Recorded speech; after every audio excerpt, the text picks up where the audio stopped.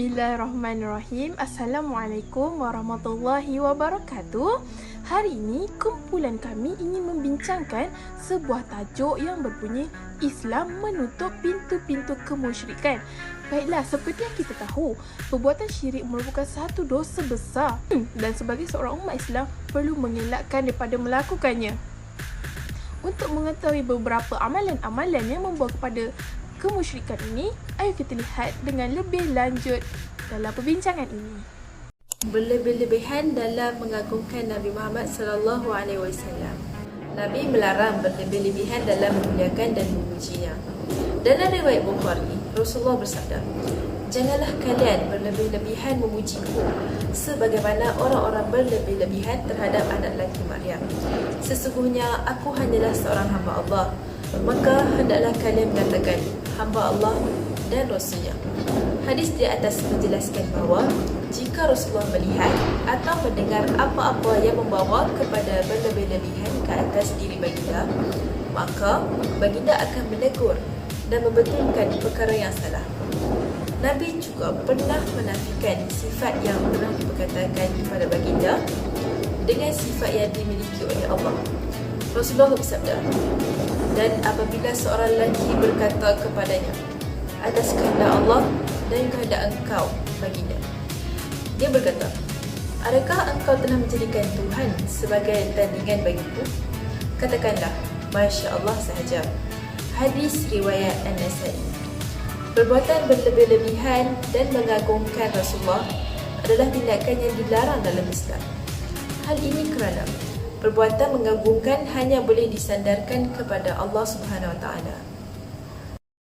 Di dalam Islam, perkara yang dilarang dan diharamkan ialah melebihkan ataupun mengagungkan orang yang soleh. Dalam isi ini telah menerangkan sesuatu kaum itu telah mengagungkan para rabi, iaitu dari golongan Yahudi, dan para rahib dari golongan Nasrani sebagai Tuhan-Tuhan selain Allah. Ada sebahagian daripada yang lain juga berkata Allah ialah Al-Masih, iaitu putera Maryam. Disebabkan itu, Allah telah memberi amaran terhadap keterlaluan ahli kitab dan mencela mereka. Ini bertepatan dengan firman Allah SWT di dalam Al-Quran yang bermaksud, "Wahai ahli kitab, janganlah kamu melampaui batas dalam agamamu dan janganlah kamu berkata terhadap Allah kecuali yang benar.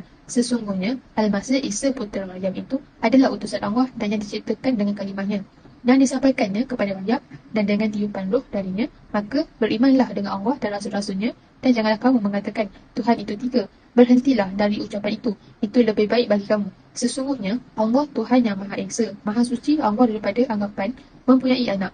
Miliknya lah apa yang ada di langit dan apa yang ada di bumi, dan cukuplah Allah sebagai pelindung." Surah An-Nisa ayat 171. Syirik yang pertama yang berlaku di atas muka bumi ini ialah syirik kaum Nabi Nuh, iaitu berlebihan terhadap orang yang soleh. Oleh itu, dapat difahami bahawa sikap berlebihan umat Islam terhadap orang yang diyakini ketahuan itu boleh membawa kepada kesyirikan dan merupakan dosa besar. Larangan memuja dan memuliakan kubur. Islam melarang umatnya untuk memuliakan kubur, terutamanya kubur para nabi dan juga orang-orang soleh. Jadi antara beberapa perkara yang membawa kepada pemujaan kubur, antaranya ialah yang pertama, menjadikan kubur sebagai masjid. Yang kedua, larangan solat di kubur, di mana amalan-amalan ibadah tidak disyariatkan untuk buat di kubur kerana kubur bukanlah tempat untuk melakukan ibadah. Dan yang ketiga ialah larangan duduk dan menyalakan lampu di kubur, serta Rasulullah melarang untuk mengecat kubur, membuat binaan, menghias dan duduk di atas kubur. Baiklah, hikmah Islam melarang perbuatan memuliakan kubur adalah kerana baginda Rasulullah SAW memperingatkan kepada umatnya untuk tidak melakukan pesta di atas kuburan orang soleh ataupun membina binaan di atas kuburan orang soleh ataupun menghiasi apa-apa hiasan di atas kuburan orang soleh. Selain itu, baginda Rasulullah SAW juga melarang umatnya daripada melakukan sebarang pemujaan ataupun meminta pertolongan ataupun ingin menunaikan hajat melalui kubur orang soleh.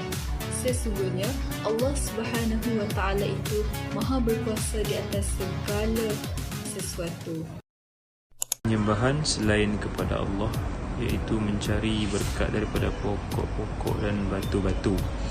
Perbuatan syirik ini sangat diperangi oleh Nabi SAW kerana mereka mempercayai bahawa keberkatan daripada pohon, batu, kubur dan seumpamanya. Barang siapa yang mempercayai yang mempunyai rahmat atau rahsia yang istimewa, orang yang melakukannya secara berterusan membawa kepada syirik yang sangat besar. Antara penyembahan mereka adalah kepada berhala-berhala besar seperti orang Arab terdahulu, iaitu batu seperti Al-Lat, pohon seperti Al-Uzza dan batu seperti Al-Manna. Dan sebab itulah Nabi SAW memberi amaran dan menegahnya kerana mereka mempercayai bahawa selain daripada Allah dapat memberi keberkatan. Hari ini saya akan bincangkan tentang 5 perkara yang boleh membawa kepada syirik, perkataan yang boleh membawa kepada syirik. Yang pertama, perkataan yang dikehendaki kepada Allah dan yang dikehendaki kepada si fulan dengan nama Allah ataupun dengan nama penguasa ataupun dengan nama Uzaifah.